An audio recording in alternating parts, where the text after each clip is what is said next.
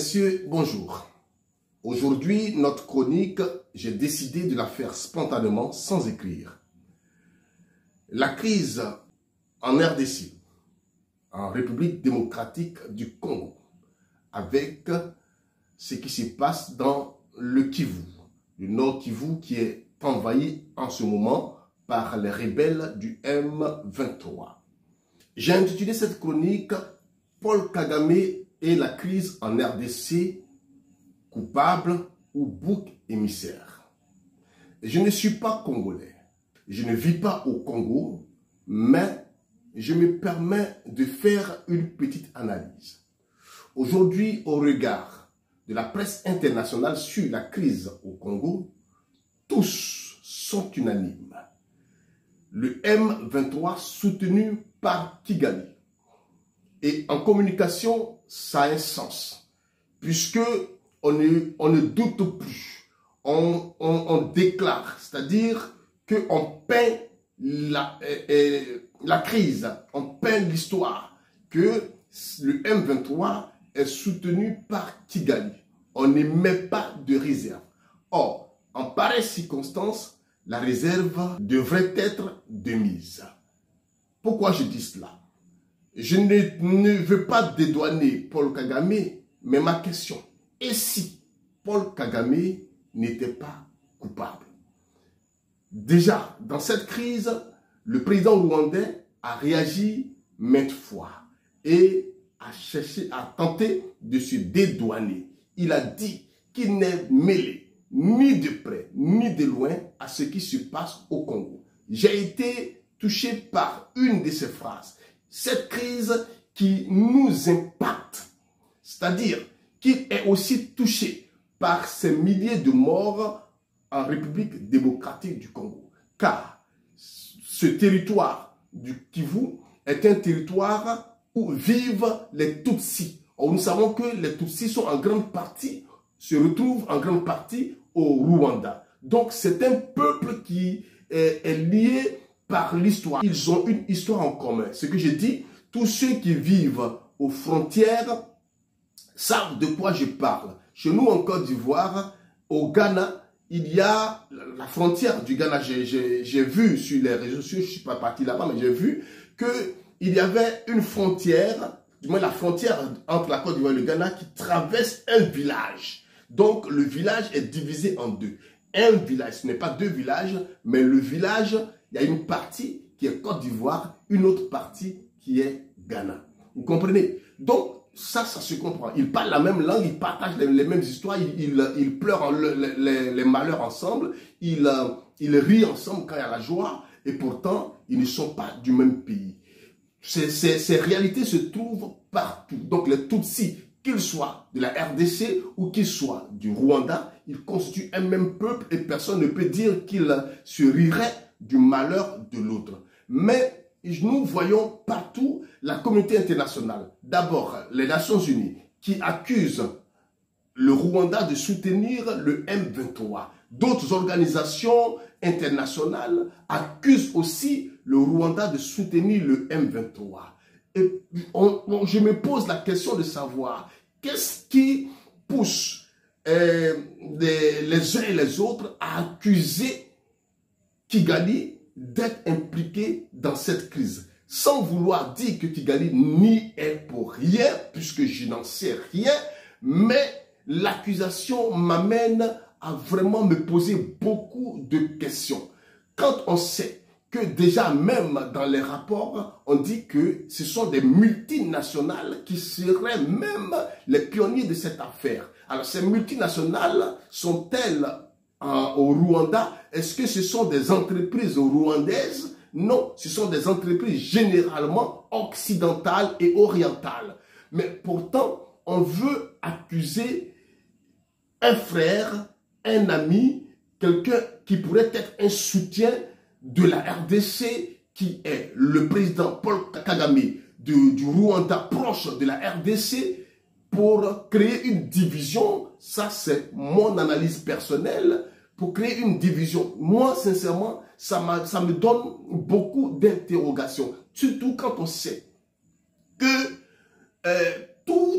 tous les rapports, sinon les accusations, toutes les accusations des grandes puissances, des accusations internationales ne sont pas toujours vérifiées. Je vais vous présenter 3 situations.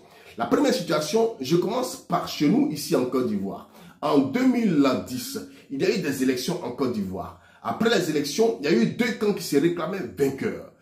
Après, pendant cela, le responsable, sinon le représentant des Nations Unies qui était en Côte d'Ivoire, il se lève et au lieu de chercher à mener auprès de lui les 2 camps pour pouvoir gérer la situation, non, il s'est assis quelque part et unilatéralement, il a déclaré lui, celui qui trouvait vainqueur. Et à partir de cela, voilà comment la presse internationale commence à écrire. Quand on parle de Laurent Gbagbo, on dit l'ancien président de la République de Côte d'Ivoire. Pendant ce temps, Laurent Gbagbo était encore au palais présidentiel. Pendant ce temps, Laurent Gbagbo payait les fonctionnaires. Pendant ce temps, Laurent Gbagbo gérait le pays et on lui donnait le statut d'ancien président alors que celui qui était reconnu comme le président ne faisait rien de tout cela. Vous comprenez bien. Et aujourd'hui, on est arrivé à un niveau où Laurent Gbagbo a été arrêté. Et partout, on disait même qu'il avait tué des gens, il avait fait ceci et cela. Il a été arrêté et conduit devant les tribunaux. Conclusion, il n'y est pour rien. Il n'a rien fait. Dernièrement, un rapport d'un proche de l'Élysée sort, il dit Laurent Gbagbo avait gagné les élections. Vous voyez comment on peut très vite accuser des gens et puis après on se rend compte qu'on était totalement dans l'erreur. Des accusations, ça c'est le cas de la Côte d'Ivoire. Mais allons en Irak en 2003, les États-Unis ont dit que Saddam Hussein avait des armes de destruction massive. Et qu'est-ce qu'ils vont faire? Ils vont commencer à détruire l'Irak. Après la mort de Saddam Hussein, on a fouillé partout, on n'a jamais retrouvé ces armes de destruction massive, mais ils vont chercher à tracer le Proche-Orient comme eux, le Moyen-Orient, je veux dire, comme eux, ils le voulaient. Comprenez? C'est-à-dire qu'il y avait des intérêts cachés des États-Unis dans cette partie du globe terrestre. Et s'ils ont fait ce qu'ils voulaient. Encore à côté de nous ici en Afrique, la Libye, Kadhafi.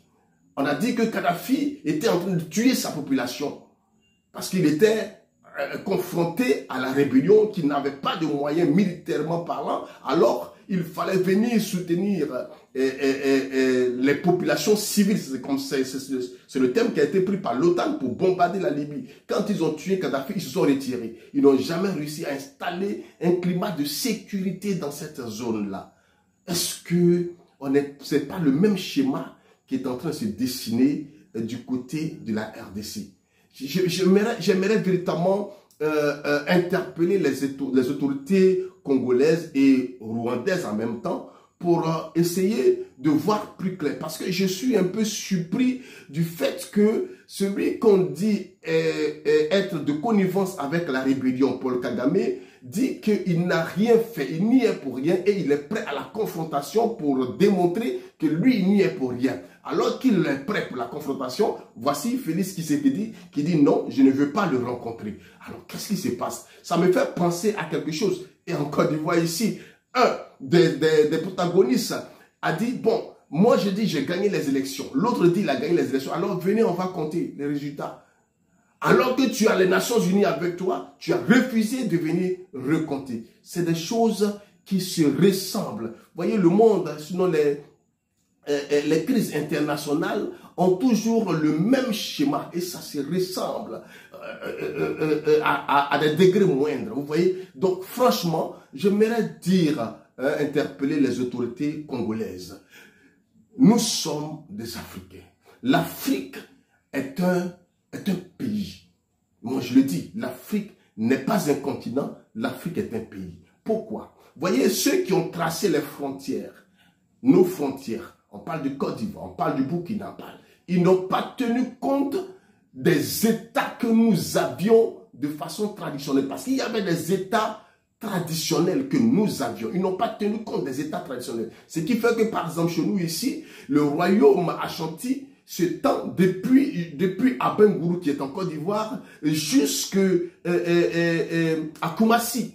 Jusqu'à Koumassi. Et ce qui fait que les gens viennent quand il y a des funérailles à Bangourou, ils viennent. Quand il y a des funérailles du côté ghanéen aussi, ils s'en vont. C'est le même peuple. Il y a des peuples comme ça qui sont obligés d'être divisés à cause des frontières qui ont été tracées, qui ne tiennent pas compte de nos réalités. Et donc, je dis que Congolais comme Rwandais constituent un même peuple. Maintenant, qu'est-ce qu'il faut faire? Il faut s'asseoir. Il faut que le président Tshisekedi reçoive le président Paul Kagame. Il faut qu'il s'asseye pour qu'il l'écoute et qu'il lui explique peut-être que quand on t'accuse plusieurs fois d'être mêlé à une chose, ça t'amène toi aussi à pouvoir faire des recherches pour comprendre un peu ce qui se passe. Pourquoi est-ce qu'on t'accuse? Alors Paul Kagame doit avoir certainement une solution pour la pacification de la situation en RDC. Je crois qu'il faut qu'on le fasse. Accuser Paul Kagame maintenant là, je trouve ça un peu curieux. Sans vouloir dire qu'il n'est pas coupable, mais le culpabiliser, c'est encore fort pour moi. À la prochaine.